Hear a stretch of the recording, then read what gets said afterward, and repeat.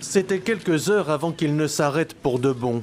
À l'hôpital européen de Khan Younes, les générateurs qui tenaient jusqu'alors les services de l'établissement à bout de bras ont fini par se taire, faute de carburant. Ne reste plus que quelques batteries alimentées à l'énergie solaire. Le ministère de la Santé du Hamas parle d'effondrement du système de soins.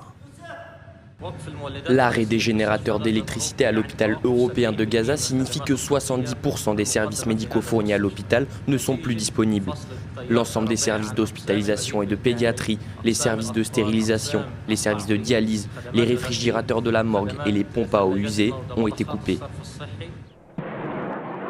À Gaza, l'intensification de l'offensive israélienne a contraint Médecins sans frontières à cesser ses activités à l'hôpital indonésien de Rafah, faute de garanties sur la sécurité des lieux.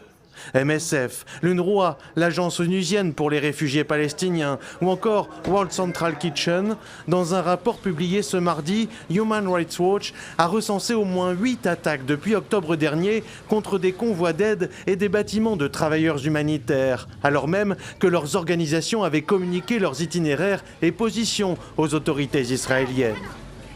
Quand ils ne sont pas visés, ces travailleurs sont empêchés, notamment depuis qu'Israël a pris le contrôle du point de passage à Rafah, où d'après l'ONU, l'aide humanitaire est complètement paralysée. Le problème auquel nous sommes confrontés ici à Gaza est que depuis 7 mois, les besoins des gens ne sont pas satisfaits. Il n'y a pas de kit d'hygiène, il n'y a pas d'eau, il n'y a pas de nourriture. Si le point de passage pour l'aide humanitaire ne fonctionne pas, ne serait-ce qu'une journée, cela aura un impact très important. Là, ça fait maintenant 7 jours. Sans aide humanitaire, c'est un désastre complet.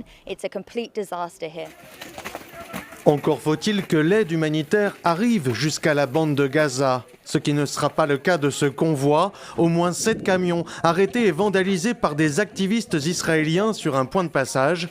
La police israélienne a annoncé avoir ouvert une enquête.